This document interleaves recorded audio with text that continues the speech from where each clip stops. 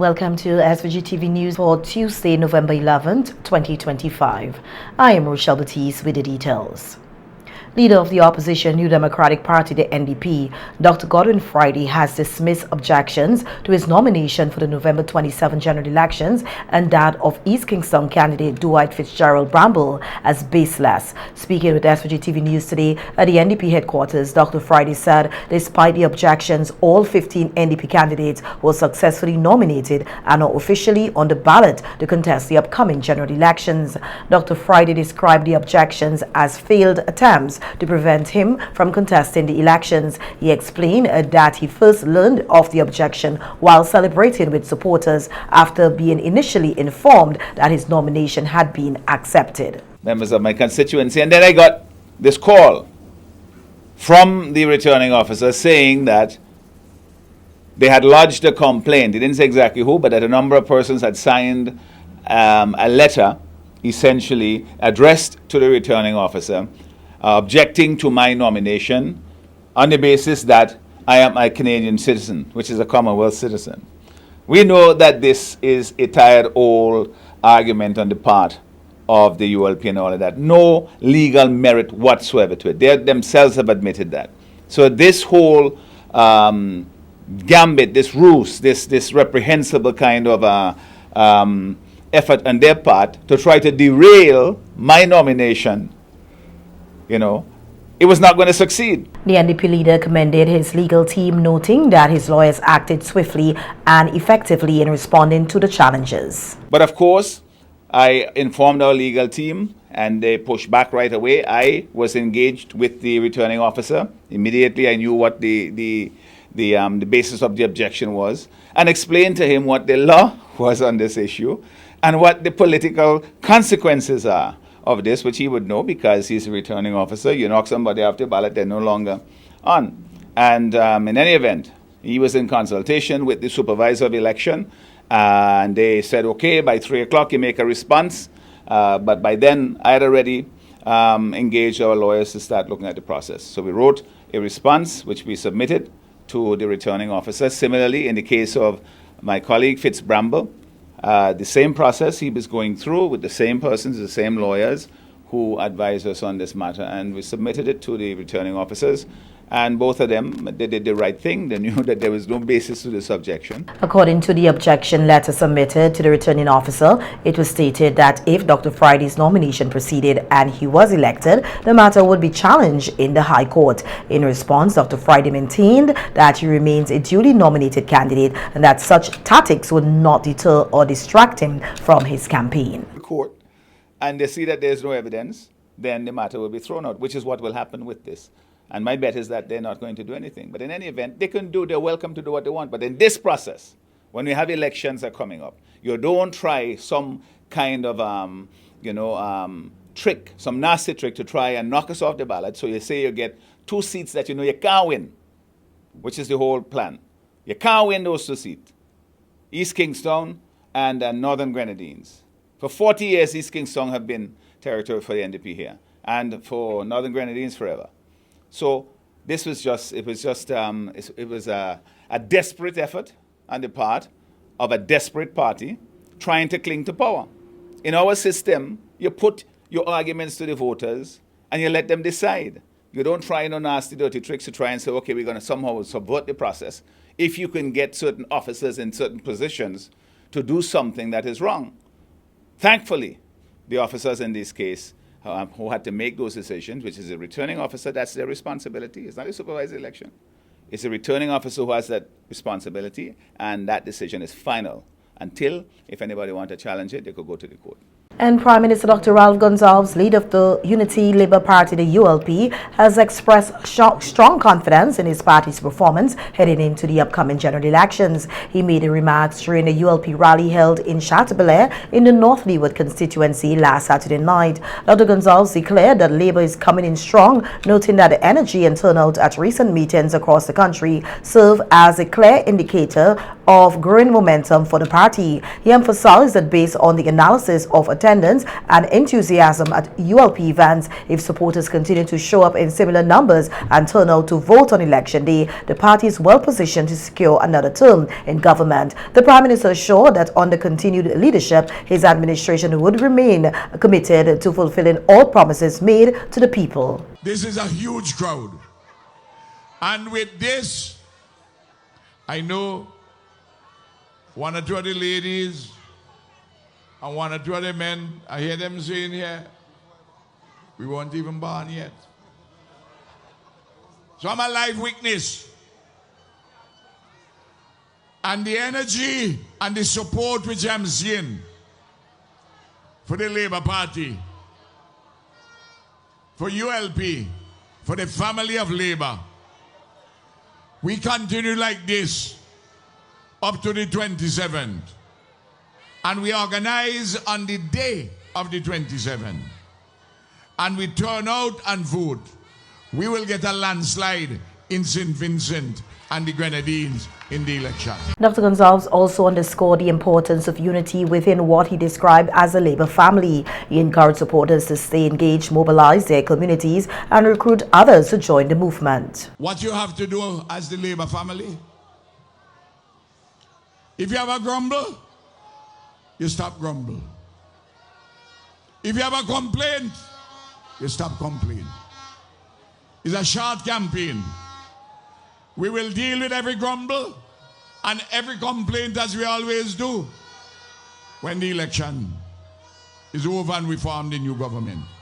Your business is every single day after you get up and say your prayers and you're doing your work, every single day, every warrior in the family of Labour, you must concentrate on electing a Labour government. And here to re-elect Carlos. And then to bring people who ain't with Labour and bring them to you. And those who didn't vote last time during COVID, bring them to you. Bring them to the family of Labour. The Unity Labour Party candidate for North Leeward, Carlos James, at a rally in Chateaubriand last Saturday night, delivered an impassioned address to supporters reflecting on the enduring spirit of resilience within the constituency. James commended the strength and determination of residents who continue to push forward through difficult times. He emphasized that true leadership is not defined by power or position, but by service to the people. He said his vision for leadership begins at the grassroots level, starting at the bottom with the people and together making their way to the top. From every storm, we have rebuilt after every challenge, and we continue to move forward. Whatever life throws at us, whatever climatic challenges and shocks that we have endured, from a volcano, from Hurricane Elsa, from Hurricane Beryl, I have stood with you, and you have stood with me, and we have been through this together. My comrades and friends, you see, leadership is not about power. I have no overwhelming ambition to start at the top like a grave digger. I want to start with you and build with you and to transform your lives and the people of North Leeward. The North Leeward ULP candidate underscored that every promise made and every bit of hard work and commitment is being transformed into tangible progress through collective effort as a united government. He reaffirmed his dedication to advancing development and improving the lives of citizens across St. Vincent and the Grenadines. Sometimes we forget the challenges we have endured. We have been able to cope and cushion the fall off from many challenges, from COVID to the eruption of the Lassa Fray to inflation born from the knock-on effect of the war in Ukraine and Russia, and then Elsa and Beryl. And when you look around, it looks as if things are normal. All the ash clean up. The farmers are back out farming. Production support given to you by Soboto. The fishers are getting support. The berry money from Kesal. All that we are doing, we have spent the last 5 years cushioning your hardship, and recently we zero-rated everything possible you could buy. When you go to the supermarket, you don't have to pay a single cent in VAT. We have done this to address the cost of living issue, and we have done this for you, the working class people. James also addressed criticisms from the opposition New Democratic Party, noting that several projects labeled by the opposition as unnecessary were in fact part of the government's long-term development strategy. He explained that such initiatives were designed to lay the foundation for growth and sustainability, ensuring the nation's readiness for future opportunities. We always knew there will be a time when we are going to deal with the explosive eruption of the Lassofre. We built the wharf in Chateaubriand. Over $6 million we built and put in the infrastructure to deal with evacuation and resilience. We built the Long Line Road to accommodate you leaving as a secondary bypass to the main highway in North Leeward. We always knew we are going to be prone to climate change and natural disasters and natural hazards. We built the satellite warehouse in Belmont.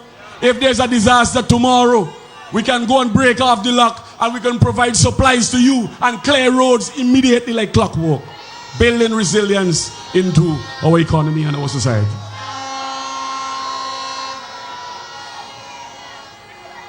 In Cumberland, we are building a brand new bypass road connecting North Leeward and Spring Village with the rest of St. Vincent and the Grenadines. We are also rebuilding the Sabre Hill Road. And the Sabre Hill Road will be completed before November 27, 2025. I am giving you that to the people. The ULP candidate urged continued unity and perseverance, stressing that the progress already achieved is proof of what can be accomplished when the people and government worked hand in hand. And leader of the opposition New Democratic Party, the NDP, Dr. Godwin Friday, delivered a powerful address during a village rally in South Central Wynwood last Saturday night, asserting that the current Unity Labour Party ULP government should be ashamed of its record. Dr. Friday charged that the ULP administration has been defined by regret, failure, and too many broken promises, leaving the nation struggling to achieve its full potential. How can this government come to you with a straight face to ask you to approve of their stewardship of this country over the past 5 years when there have been so many broken promises? This is a government that should be ashamed of its record, which is one of neglect and failure.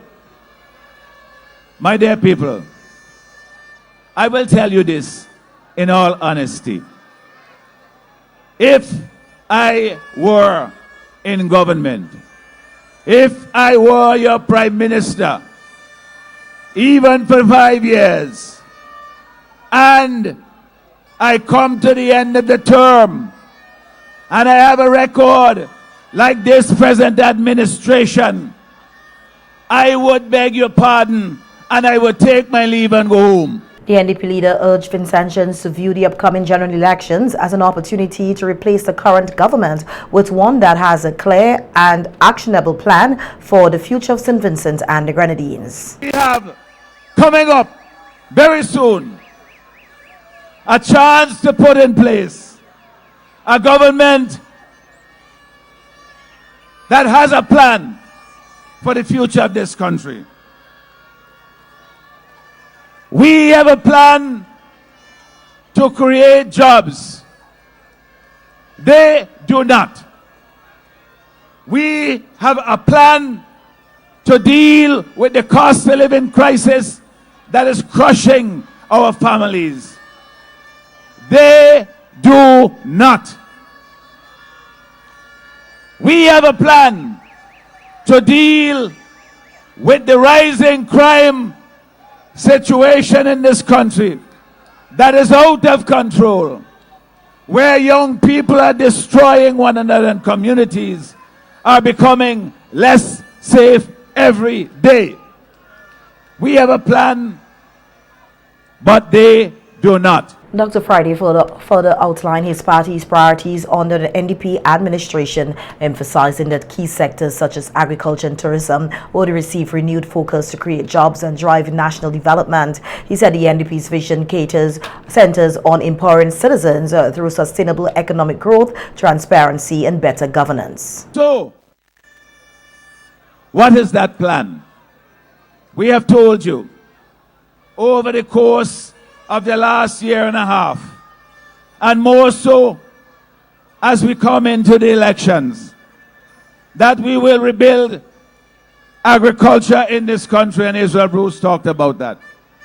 That we will rebuild, accelerate the growth of tourism in this country to create jobs and opportunity. That the blue economy, which is a fishing industry, our very thriving, or once thriving yachting industry, and the magnificent Otley Hall Marina and Shipyard, which should be creating jobs for young people, we will rebuild all of them so that you have jobs, good paying jobs, that creates a future for our young people in this country. And the South Central Windward candidate for the NDP, Israel Bruce, has criticized the Unity Labour Party government's development approach, arguing that while infrastructure projects have been implemented, real opportunities for the people remain limited. Bruce made the remarks during the rally in North Union on Saturday night. He emphasized that farmers, whom he described as the backbone of the community, have been treated unfairly despite their critical role in sustaining the nation's food supply and rural economy. Agriculture has always been the backbone of the economy for South Central Windward. So whether you're from Greg's or Lauder's, you're from Newgrounds or Diamonds, this is what we know very well. But guess what? That being the fact, the ULP has let down the farmers of St. Vincent and the Grenadines and South Central Windward. Why? What have they done? This is what they have done to you, the farmers. Poor access to roads, high fertilizer prices, no export strategy, and no connection between agriculture and an international airport and a new modern port in Kingston. Bruce told supporters that the NDP intends to fix what the ULP has failed to address and outlined several initiatives his party will pursue if elected to office. Among them is the establishment of a national marketing board aimed at ensuring reliable markets for farmers and guaranteeing fair prices for their produce. We will re-establish a national marketing board. Did you hear me? A national marketing board will help to guarantee markets to the farmers across this constituency and this country. It will guarantee you stable prices for your produce. And it will ensure that we are shipping your agricultural produce out of this country on a weekly basis. So every week there is money in your pocket. Bruce further presented a comprehensive infrastructure program that will prioritize improving access roads to farmlands and opening new areas for both agriculture and housing development. According to him, these initiatives will not only boost productivity but also create employment and investment opportunities within the agriculture sector. I say to the farmers, expect a robust infrastructure program to be rolled out where the access roads to your farms will get fixed. At Happy Village, I want you to hear me. Because the land acquisition and expansion in Hadley's Village will ensure that you have more lands for agriculture, you have more lands for housing development, and your community center will be a reality, Hadley's Village. Under a new Democratic Party, agriculture will rise again. Reaffirming his confidence in the NDP's vision, Bruce declared that under an NDP government, agriculture in St. Vincent and the Grenadines will rise again. He urged citizens to support the party's plans to restore fairness, opportunity and sustainable growth across the country. And as St. Lucia prepares to go to the polls on December 1st, 2025, Prime Minister Dr. Ralph Gonsalves has publicly declared his support for Prime Minister Philip Japert, leader of the St. Lucia Labour Party, the SLP. Dr. Gonsalves announced his endorsement shortly after filing his nomination papers at the Georgetown Police Station in the North Central Windward constituency yesterday. On today from Georgetown, St. Vincent and Grenadines to express my solidarity with Prime Minister Philip Japert and the St. Lucia Labour Party, which is a sister party. And when we win here on the 27th, I'm going there after I have the new government, at least after I'm sworn in. After I'm sworn in and a deputy prime minister is sworn in, I'm going, well, there's an AG until the end of December. At the invitation of Philip Japert, I will be in St. Lucia at least for the final rally. I have to be there with my Labour comrades. Here's here. People may say I'm interfering in St. Lucian politics, but Chastana came here and washed him out for me. So I don't really, the opposition leader, so that's I don't have a problem with that.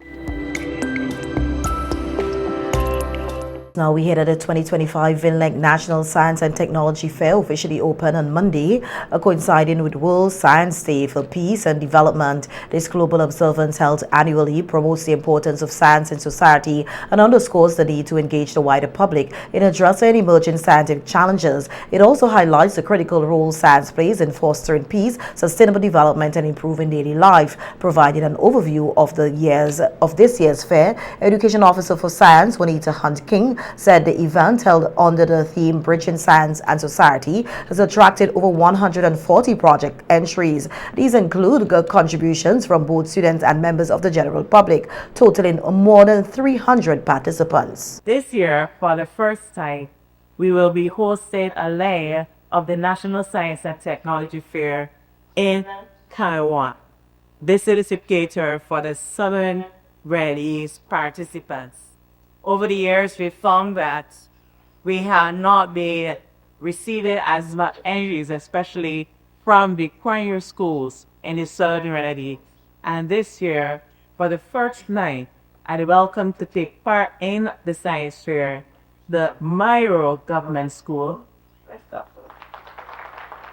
We are also going to ask Penny Brown in a big way, September Brown Primary School, Mary Hutchinson, and Kanawan Government School. In addition to that, we will also have the Kanawan Secondary School. So we're seeing a participation from over about 40 students, in the Southern Grenadines this year. I'm very pleased. So as we work towards bridging science and society, we will be seeing the effects of our theme replicated and repeated throughout this nation, not just here on mainland, but spread throughout this nation about the Grenadines. Deputy Chief Education Officer Joycelyn Blake Brown commended the nation's teachers for their continued dedication to nurturing a love for science among students. She said the Science and Technology Fair gives students a platform to collaborate, share ideas, and find solutions together, just as they would in real-world scientific environments. We recognize that even at the school level, our students still have gaps in their scientific knowledge. Sometimes they have a tendency just to see science as a load subject and not ready to bring it alive in the classroom. The hands-on, the discoveries, help the students to be creative, to think, to ask questions. The teachers know how to ask the questions, The students, they have questions. Let them ask the questions. So you can determine their level of thinking and how we can continue to build those skills. So yes, there are bridges, many bridges that we need to strengthen. And we appreciate already the input of our teachers. Similarly, we hope that our curriculum will be such that will bridge the students' scientific knowledge, skills, and attitudes. As was said before, our curriculum is more inclusive so that we can now focus on all students, so that all students can be exposed to scientific skills and knowledge as we continue to strengthen our students so that they can continue to grow and develop to make this world a better place. Students are allowed to pursue knowledge, skills, and ideas, to show their interest, to apply them in meaningful ways as they present to a wider audience. This experience not only enhances their understanding of scientific principles, but also develops critical thinking and problem-solving skills. And VINLEC Communications Officer Bria King also addressed the opening ceremony, emphasizing the company's ongoing commitment to youth development and innovation. She said this year's theme for the Science and Technology Fair could not be more timely. A bridge connects true science with purpose and ambassadors. This theme invites each participant to build these two bridges throughout their lives. The first one is a bridge between ideas and implementation, showing how ideas can improve everyday lives and proving that prototypes can function beyond the exhibition table. The second bridge is a bridge between classroom and grades, demonstrating that skills used here and fostered in the classroom can lead to meaningful work and national development. I want to commend the Ministry of Education for living in the sea in a very practical way by taking the fair into the community and hosting a way as Ms. Sheikh that already have carried on to serve the segment benefits. I believe that this approach will define a wider engagement of the public and enable more students to participate. And as we heard this morning as well, we already see that happening. So already one of the candidates of that initiative is coming to fruition. This is what bridging science and society looks like. Removing barriers, meeting learners where we are, and ensuring talents via the island and every school had us happy to see, support it, and celebrate it. And then we hope to see projects that grow beyond the walls of details, solutions that school can adopt, community can use, and agencies and visitors, even governments, can help to seal.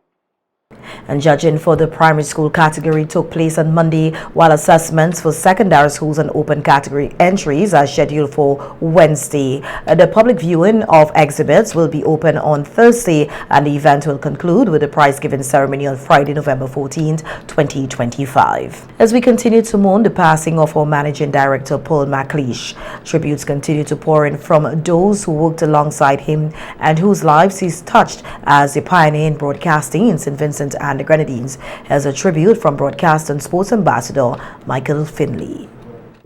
Paul MacLeish made a most valuable contribution to broadcasting in St. Vincent and the Grenadines, especially television broadcasting. He came from a regional organization that was based in Grenada, and he utilized his wealth of experience at SVG-TV.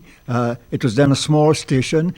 He not only managed the development of the television aspect of it, but he added a radio component to the facility.